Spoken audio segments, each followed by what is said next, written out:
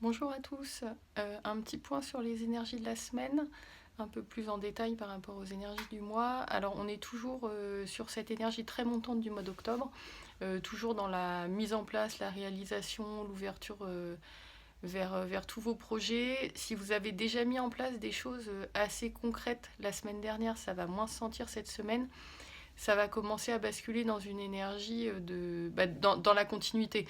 On n'a pas toujours le bel élan, la belle dynamique du début qui se maintient sur des semaines et des semaines. Donc là, il faut installer des routines, des rigueurs, des organisations de travail.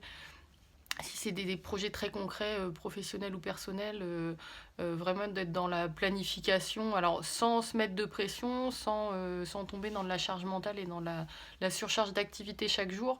Voilà, s'il y a un petit peu moins d'élan par rapport à la semaine dernière, c'est normal.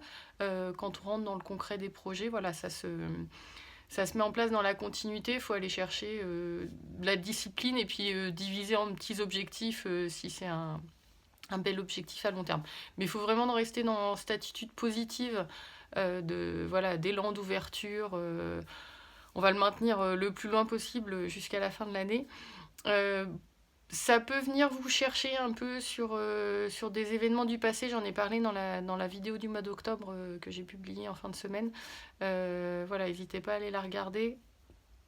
C'est pas une énergie qui est que positive, que dans l'élan. Ça va venir soulever des choses, ça va venir en régler d'autres pour faire de la place. Donc voilà, il peut y avoir des moments plus chaotiques. Et là, aujourd'hui, il y a un peu une énergie. Il y a comme une tension, il y a un peu de colère, un peu d'agacement. On peut vite réagir dans les interactions avec les autres, avec les proches. Donc rentrez pas dans des conflits, alimentez pas cette énergie-là, elle est passagère. Et c'est dommage d'aller générer des situations avec des proches alors qu'on peut juste voilà, laisser passer, laisser de côté, de pas chercher à se soulager de cette énergie qu'on ressent, de ce petit agacement.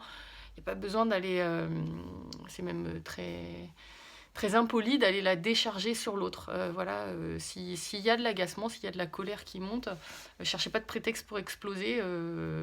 Bah, choisissez une activité, une marche en nature, du yoga, quelque chose, des respirations qui vous permettent de vous gérer votre émotion et de ne pas la reporter sur les autres. Il y a la pleine lune là qui arrive dans la semaine, donc voilà, ça peut peut-être être propice à des agitations, à du sommeil, à des troubles du sommeil. Et puis chacun à chaque pleine lune a ses propres enjeux. Donc prenez le temps d'y penser, de les ressentir.